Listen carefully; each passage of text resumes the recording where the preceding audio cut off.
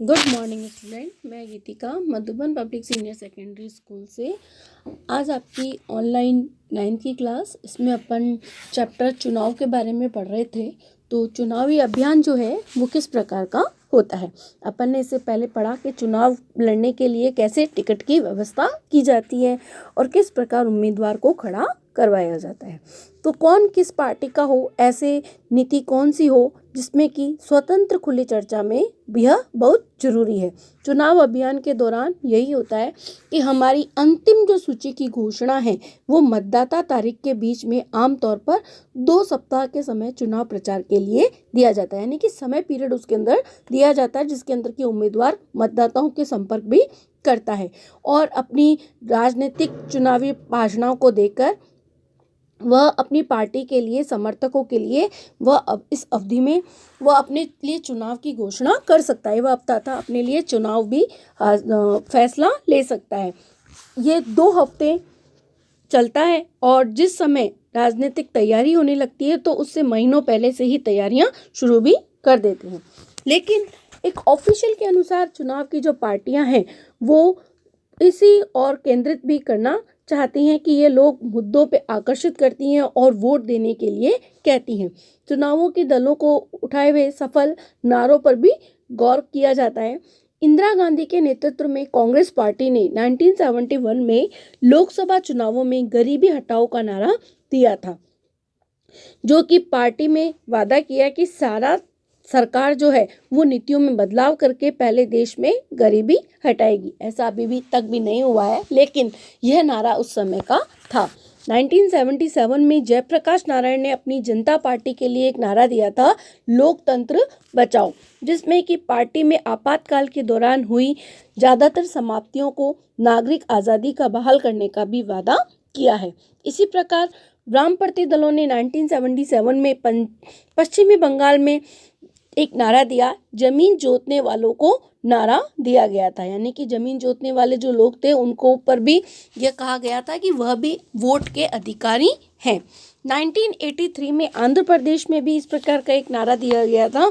N t Rama Rao ने तेलुगु स्वाभिमान लोकतंत्र में राजनीतिक दलों को उम्मीदवारों की मर्जी के मुताबिक चुनाव लड़ने में आज़ादी छोड़ दी गई और ये कहा गया कि चुनाव जो है वो कानून के अनुसार कोई भी व्यक्ति लड़ सकता है। उम्मीदवार पार्टी यह सब काम नहीं कर सकती, लेकिन वह कोई भी व्यक्ति जरूर लग सकता है, लेकिन उसके लिए कुछ जो उम्मीदवारों के लिए जो कुछ योजनाएं थी, जो कुछ पार्टियों के द्वारा हथकंडे अपनाए गए थे वह जरूरी थे, जिसमें से मतदाताओं का प्रलोभन देना, घूस देना व धमकी देना, इस प्रकार का वह कार्य नहीं कर सकता है। कोई भी जो उम्मीदवार खड़ा हुआ है तो वह किसी भी प्रकार की धमकी नहीं दे सकता और किसी भी प्रकार का जो है भ्रष्टाचार नहीं फैला सकता, किसी भी प्रकार को मतदाता को प्रलोभन देने से किसी भी जाति या धर्म पे नाम का वोट नहीं मांग सकता है। नेक्स्ट, चुनाव अभियान में सरकारी संसाधनों का भी इस्तेमाल करना होगा। सरकार जो निर्धारित संसाधन उपलब्ध करवा रही है तो उसका भी उपयोग उनको अवश्य करना जरूरी है। 25 लाख या विधानसभा चुनाव में 10 लाख रुपए से ज़्यादा खर्चा करना, ये एक निश्चित अवधि और निश्चित पैसों की जो योजना है वह चुनावी अभियान के लिए जरूरी समझी जाती है। अगर वह इनमें से किसी भी मामले में दोषी पाया गया तो वह चुनाव लड़ने के लिए वह नहीं लड़ सकता है, उसका चुनाव पार्टी से रद्द भी किया जा सकता है। उसके ऊपर आचार संहिता वह स्वीकार करेगा और वह चुनावी प्रतिक्रिया में शामिल नहीं होगा। चुनाव प्रचार के लिए धर्म स्थल का उपयोग, यह सब करने की मनाही है। किसी भी धर्म स्थल का उपयोग नहीं कर सकते हैं। सरकारी वाहन, कोई भी सरकारी गवर्नमेंट वाहन का उपयोग नहीं ले सकता। अधिकारी का चुनाव में उपयोग नहीं कर सकता है, किसी भी गवर्नमेंट अधिकारी में चुनाव में उपयोग में नहीं ले सकता है। और यह भी योजना है कि शिलान्यास व बड़े नीतिगत फैसलों में लोगों की सुविधाओं देने के वादे नहीं कर सकता। इतने बड़े बड़े वादे भी नहीं कर सकता जिसको कि वह पूरा नहीं कर सके, जो सरकारी नियमों का उल्लंघन करते हो। मतदाता और मतगणना, चुनाव का आखिरी चरण मतदाताओं को वोट देना है। इस दिन आमतौर पर चुनाव का दिन कहते हैं। मतदाता सूची में नाम आने वाले हर व्यक्ति को इलाके में मतदाता केंद्र पर जाते हैं। अपन ने पढ़ा था कि उसके लिए क्या ज़रूरी होता है कि आधार कार्ड की ज़रूरत पड़ती है या वोटर आईडी कार्ड की ज़रूरत पड़ती है। वह किसी भी प्रकार में इस कोई भी इमारत में, जैसे स्कूल की कोई इमारत हो, वह मतदाता केंद्र बन सकता है। अंगुली पर काला निशान लगाना पड़ता है और वोट देने की अनुमति देते हैं। एजेंटों को मतदाताओं के केंद्र के अंदर बैठने की इजाज़त होती है, जिससे कि वह देख सके कि चुनाव ठीक ढंग से हो रहा है या नहीं है।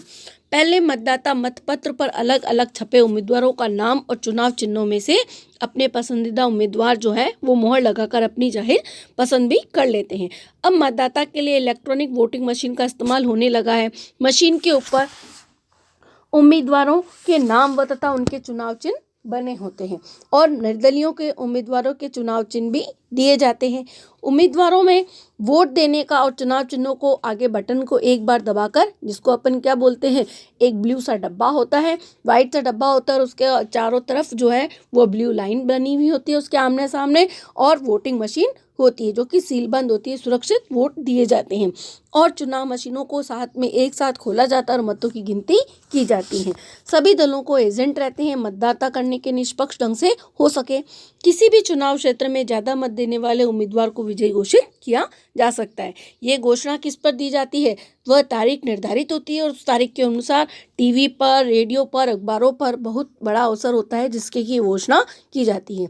कुछ घंटों की गिनती में ही सारे परिणाम मालूम हो जाते हैं और स्पष्ट हो जाता है कि कौन अगली सरकार बनने जा रहा है।